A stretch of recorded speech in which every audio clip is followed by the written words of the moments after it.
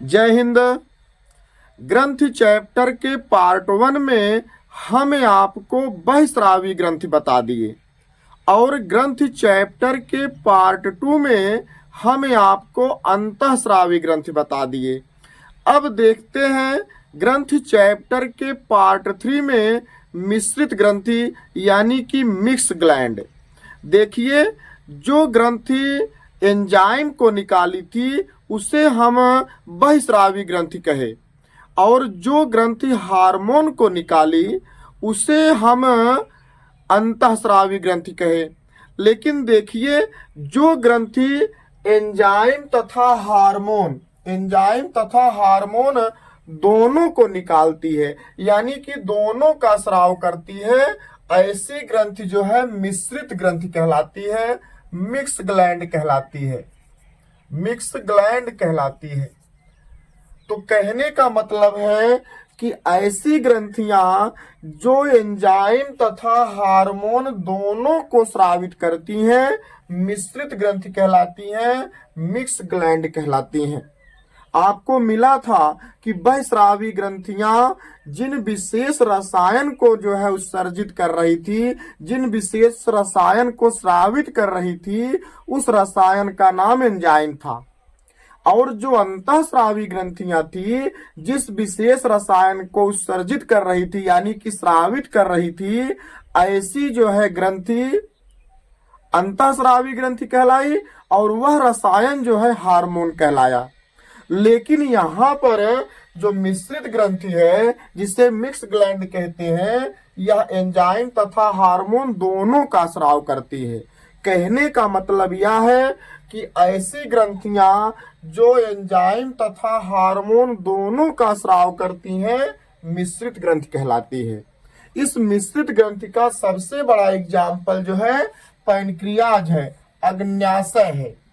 यह अग्न्याशय जो है दूसरी सबसे बड़ी ग्रंथि होती है। देखिए, पहली सबसे बड़ी ग्रंथि जो है आपको यकृत ग्रंथि मिली थी। यकृत ग्रंथि जो थी वह बहिस्रावी ग्रंथि थी, यानी कि सबसे बड़ी जो है बहिस्रावी ग्रंथि के रूप में यकृत ग्रंथि आती है और जो है सबसे बड़ी मिश्रित ग्रंथि के रूप में जो है अग्न्याशय आती है। लेकिन यहां पर देखिए, ये जो दूसरी सबसे बड़ी ग्रंथि यानी कि अग्न्याशय है, यह जो है हमारे शरीर के बाईं ओर और जो यकृत ग्रंथि थी वह हमारे शरीर के दाहिनी ओर पाई जाती है। अब देखिए, ये जो अग्न्याशय होती है, इस अग्न्याशय की जो कोशिकाएं होती हैं, ये कोशिकाएं जो है एक गुच्छे के आकार जैसी होती हैं, एक गुच्छे के रूप में होती हैं, जिसका विस्तृत अध्ययन जो है लैंगर-हैंस नामक वैज्ञानिक के द्वारा किया गया। इन्हीं वैज्ञानिक के नाम के आधार पर या इन्हीं वैज्ञानिक के नाम पर जो है इस अग्न्याशय की कोशिकाओं के गुच्छे को जो है लैंगर-हैंस की दीपिका अथवा आइटिस ऑफ लैंगर-हैंस कहा जाता है।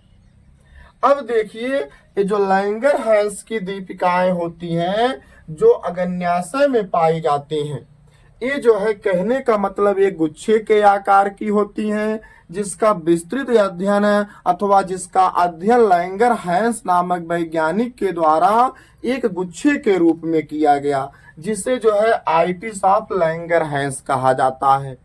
तो ये जो अग्न्याशय है यह एक जो है सबसे बड़ी या दूसरी सबसे बड़ी मिश्रित ग्रंथि होती है, यानी कि हम ये कहेंगे कि जो अग्न्याशय है यह मिश्रित ग्रंथि है। अगर यह मिश्रित ग्रंथि है तो यह जो है एंजाइम और हार्मोन दोनों को स्रावित करेगी।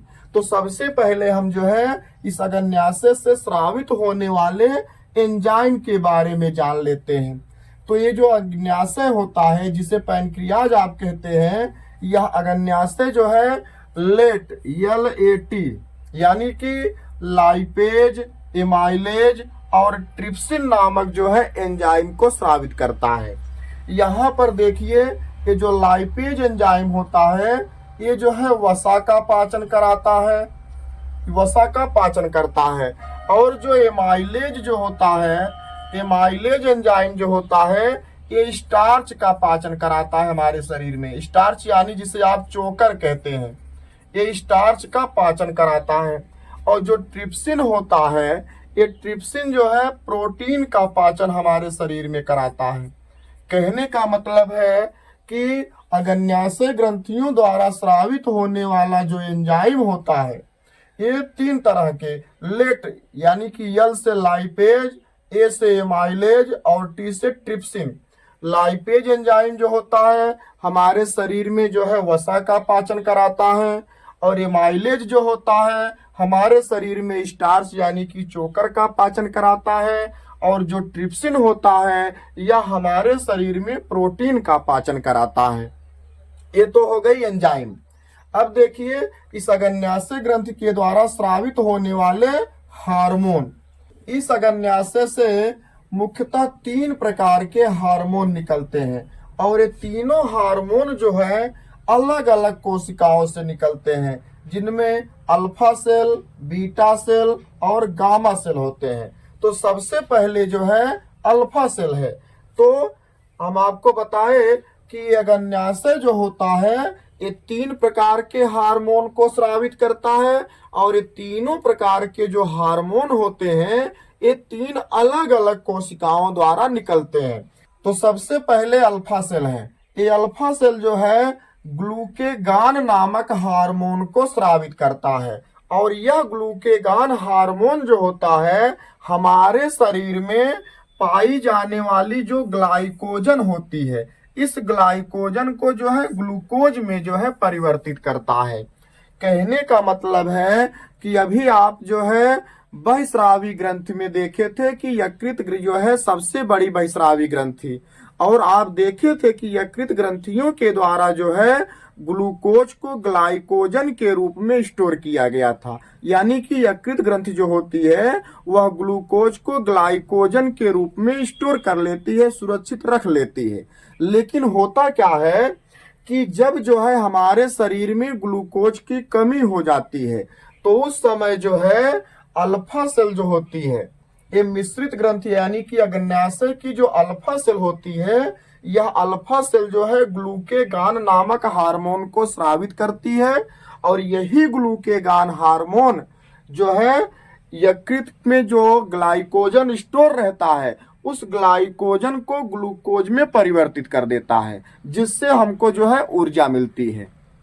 अब जो है दूसरी है बीटा सेल, यानी कि अग्न्याशय की बीटा कोशिकाएं। इस बीटा कोशिका के द्वारा स्रावित होने वाला जो हार्मोन होता है इसे इंसुलिन कहते हैं। यह इंसुलिन जो है हमारे शरीर में ग्लूकोज की मात्रा को कम करता है, ग्लूकोज को कम करता है। यहाँ पर देखे थे कि ग्लूकेगान जो है ग्लूकोज को बढ़ा रहा था, लेकिन ये जो बीटा कोशिका के द्वारा, ये जो अग्न्याशय की बीटा कोशिकाएं होती हैं, इस बीटा कोशिका के द्वारा स्रावित होने वाला जो इंसुलिन है या स्रावित होने वाला जो इंसुलिन हार्मोन है, ये हमारे शरीर में ग्लूकोज की मात्रा को कम करता है, ग्लूकोज को घटाता है।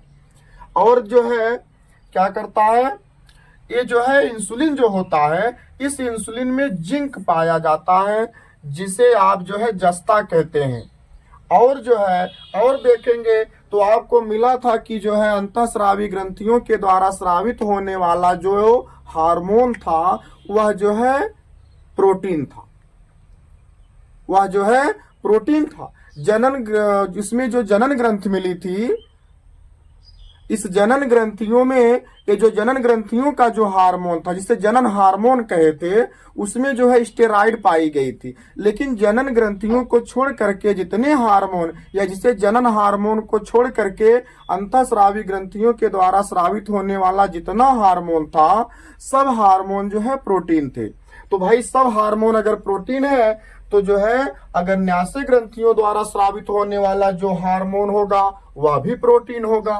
तो जो इंसुलिन होती है अग्न्याशय ग्रंथियों के, जो अग्न्याशय ग्रंथियां हैं, इस अग्न्याशय ग्रंथियों की बीटा कोशिकाओं के द्वारा स्रावित होने वाला जो हार्मोन है इंसुलिन है। और यह इंसुलिन जो है हमारे शरीर में ग्लूकोज होता है, इस ग्लूकोज की मात्रा को नियंत्रित करता है, कम करता है। और इस इंसुलिन में जो है जिंक यानी कि जस्ता पाया जाता है। और जो है यह इंसुलिन जो है एक हार्मोन है, इसमें प्रोटीन होता है। अंतर केवल इतना होता है कि ये इंसुलिन जो होता है यह जल में घुलनशील होता है, जल में जो है घुलनशील होता है। यह एग्जाम में बहुत पूछा जाता है कि क्या इंसुलिन जल में घुलनशील होता है, तो आपका आंसर होगा कि हाँ, इंसुलिन जल में घुलनशील होता है। अब अग्न्याशय की जो तीसरी कोशिका है गामा सेल। एक चीज और आप जानिए कि ये जो इंसुलिन होती है, इसी इंसुलिन की कमी होने के कारण हमारे शरीर में जब इंसुलिन की कमी हो जाती है, भाई जब इंसुलिन की कमी होगी तो ग्लूकोज की मात्रा बढ़ जाती है, लेकिन जब इंसुलिन की अधिकता होगी तो ग्लूकोज की मात्रा घटती है। तो सिंपल सी बात है, जब ग्लूकोज की मात्रा बढ़ेगी यानी कि कब, जब इंसुलिन की मात्रा घटेगी। तो जब हमारे शरीर में, कहने का मतलब है कि अग्न्याशय ग्रंथि की जब बीटा कोशिकाएं जो है क्या करती हैं, इंसुलिन का श्रावण कम कर पाती हैं अथवा नहीं करती हैं, तो उस समय जो है शरीर में जो है क्या होता है, ग्लूकोज की मात्रा बढ़ जाती है, यानी कि शर्करा की मात्रा बढ़ जाती है। तो जब शर्करा की मात्रा बढ़ती है तो जो है मानव में जो है क्या होता है, शुगर रोग हो जाता है, जिसे डायबिटीज भी कहा जाता है। तो शुगर रोग को नियंत्रित करने का कार्य जो है इंसुलिन करता है। और इस इंसुलिन में जिंक पाया जाता है। और इंसुलिन एक जो है हार्मोन है, अर्थात इसमें प्रोटीन पाया जाता है। और इंसुलिन जैसा हार्मोन जो होता है जल में घुलनशील होता है। अब जो है अग्न्याशय की तीसरी कोशिका जो है गामा सेल है। इस गामा सेल के द्वारा स्रावित होने वाला जो हार्मोन होता है, इसे सोमैटोस्टेटिन कहा जाता है। यह सोमैटोस्टेटिन हार्मोन जो होता है, ये जो है पचे हुए भोज्य पदार्थों से हमारे शरीर को ऊर्जा देता है। आपको पता है, आपको पाचन वाले चैप्टर में बताया गया है कि मानव के द्वारा पोषण की क्रिया में ग्रहण किए जाने वाले भोज्य पदार्थों का उपापचय की क्रिया में जटिल से सरल रूप में रूपांतरण होता है। और यह भोज्य पदार्थ इतना ज्यादा जो है सरल रूप में हो जाता है, लिक्विड फॉर्म में आ जाता है, तरल अवस्था में आ जाता है। और यही भोज्य पदार्थ, यही पचित भोज्य पदार्थ जो है हमारी कोशिकाओं के द्वारा अवशोषित कर लिए जाते हैं। तो मानव में या जंतु कोशिकाओं में पचित भोज्य पदार्थों का कोशिकाओं के द्वारा अवशोषित करने की क्रिया जो है स्वांगीकरण की क्रिया कहलाती है। और इसी स्वांगीकरण की क्रिया में जो भोज्य पदार्थ पचित अवस्था में कोशिकाओं द्वारा जब अवशोषित किए जाते हैं तो हमारे शरीर को ऊर्जा मिलती है। यानी अग्न्याशय की जो गामा कोशिकाएं हैं, इस गामा कोशिका के द्वारा सोमैटोस्टेटिन नामक हार्मोन जो होता है, यह जो है हमारी कोशिकाओं में स्वांगीकरण की क्रिया कराता है। और इस स्वांगीकरण की क्रिया में जो है पचित भोज्य पदार्थ कोशिकाओं द्वारा अवशोषित किए जाते हैं, जिससे हमारे शरीर को ऊर्जा मिलती है। फिर से इसको रिपीट कर लीजिए कि अग्न्याशय की गामा कोशिकाओं के द्वारा सोमैटोस्टेटिन नामक हार्मोन स्रावित होता है। और यह सोमैटोस्टेटिन हार्मोन हमारी कोशिकाओं में स्वांगीकरण की क्रिया कराता है। स्वांगीकरण की क्रिया हम आपको समझा दिए कि उपापचय की क्रिया के फलस्वरूप पचित भोज्य पदार्थों का कोशिकाओं के द्वारा तरल अवस्था में अवशोषित करना स्वांगीकरण कहलाता है, एसिमिलेशन कहलाता है। और जो है एसिमिलेशन की क्रिया, ये जो स्वांगीकरण की क्रिया है, यह सोमैटोस्टेटिन हार्मोन के द्वारा होती है। कहने का मतलब है कि सोमैटोस्टेटिन हार्मोन कोशिकाओं को जो है तरल भोज्य पदार्थों को अवशोषित कराता है, जिसके फलस्वरूप हमारी कोशिका को ऊर्जा मिलती है, हमारे शरीर को ऊर्जा मिलती है। तो सोमैटोस्टेटिन नामक हार्मोन जो होता है पचित भोज्य पदार्थों से हमारे शरीर को ऊर्जा देता है। अब इसमें मुख्य रूप से जानने वाली बात यह है कि जो अग्न्याशय है, अग्न्याशय के द्वारा मुख्य रूप से एंजाइम तथा हार्मोन दोनों का स्राव होता है। अब इसमें जो हार्मोन है, इस हार्मोन में देखेंगे जो इंसुलिन हार्मोन है, यानी कि जो अग्न्याशय की बीटा कोशिका के द्वारा स्रावित होती है, इसी को जानने की विशेष आवश्यकता होती है। क्योंकि बीटा सेल के द्वारा इंसुलिन हार्मोन का स्राव होता है और यह इंसुलिन हमारे शरीर में जो है ग्लूकोज की मात्रा को नियंत्रित करके हमारे शरीर को जो है क्या करता है, शुगर से बचाता है। देखिए, जब जो है इंसुलिन की मात्रा कम होती है तो ग्लूकोज की मात्रा बढ़ती है और जो है मानव में शुगर जैसी बीमारी हो जाती है। तो शुगर बीमारी अगर एक बार हुई तो यह जो है खत्म नहीं होती है, यानी कि इसका ट्रीटमेंट नहीं होता है। इस पर नियंत्रण होता है लेकिन इसका ट्रीटमेंट नहीं हो पाता है। समझ में आ गया? कोई दिक्कत नहीं। यह है आपका मिश्रित ग्रंथि पैनक्रियाज। इसका एक स्क्रीनशॉट ले लीजिए। धन्यवाद।